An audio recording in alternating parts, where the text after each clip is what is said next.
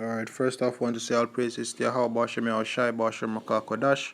Double honors to the apostles and elders of Great Millstone.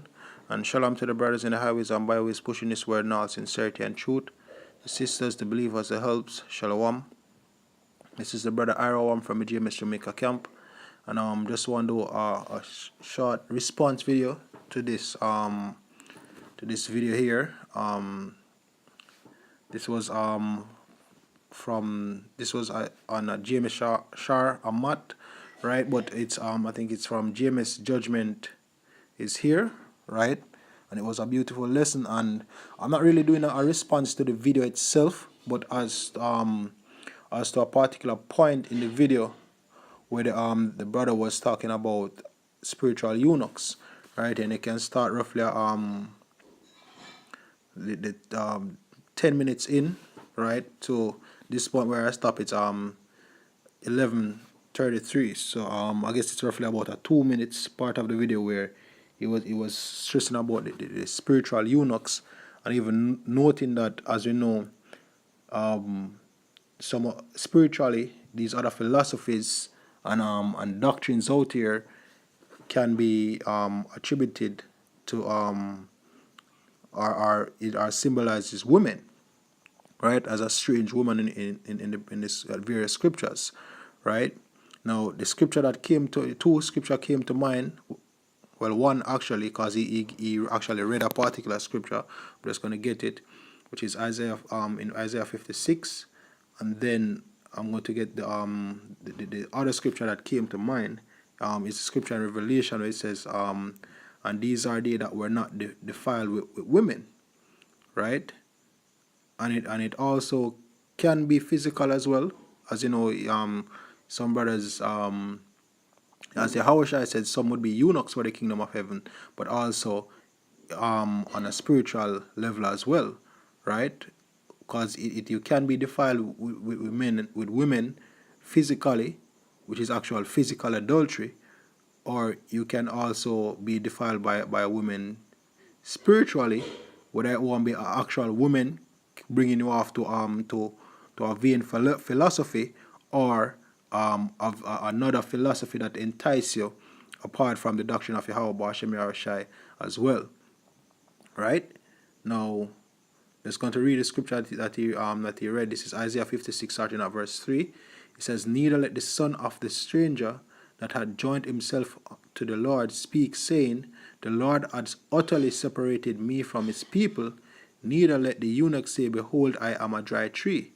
For thus saith Yahweh unto the eunuchs that keep my Sabbaths, and choose the things that please me, and take hold of my covenant."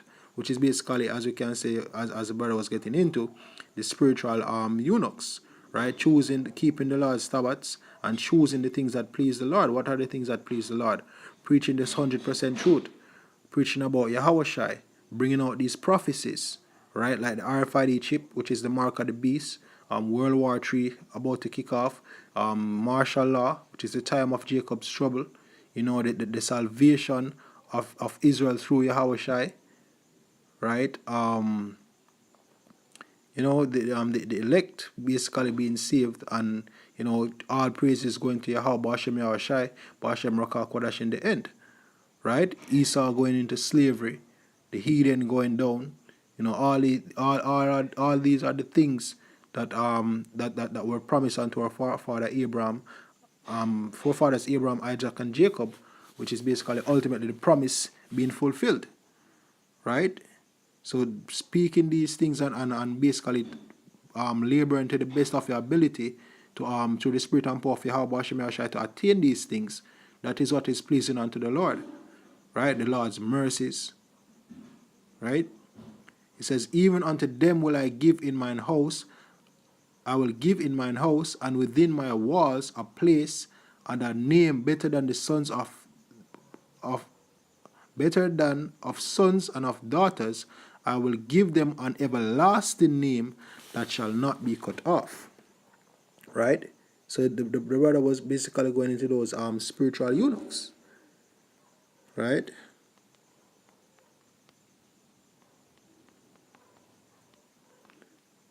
Let me just get the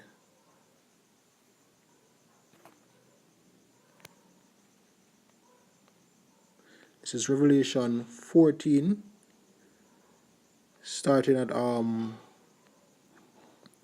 me start at verse 1. It says, "And I looked, and lo, a lamb stood on Mount Zion, and with him 144,000, having his father's name written in their foreheads," which is the lamb, is Yahushai, right? "And I heard a voice from heaven as the voice of many waters, and as the voice of a great thunder. And I heard the voice of harpers harping with their harps, and they sung as it were a new song before the throne, and before the four beasts and the elders. And no man could learn that song but the 144,000 which were redeemed from the earth," which is basically the ruling class of the third, right? Because a third of Israel should be saved. But this is referring to the governmental body, right? It says, "These are they which were not defiled with women, for they are virgins. These are they which follow the Lamb whithersoever he goeth.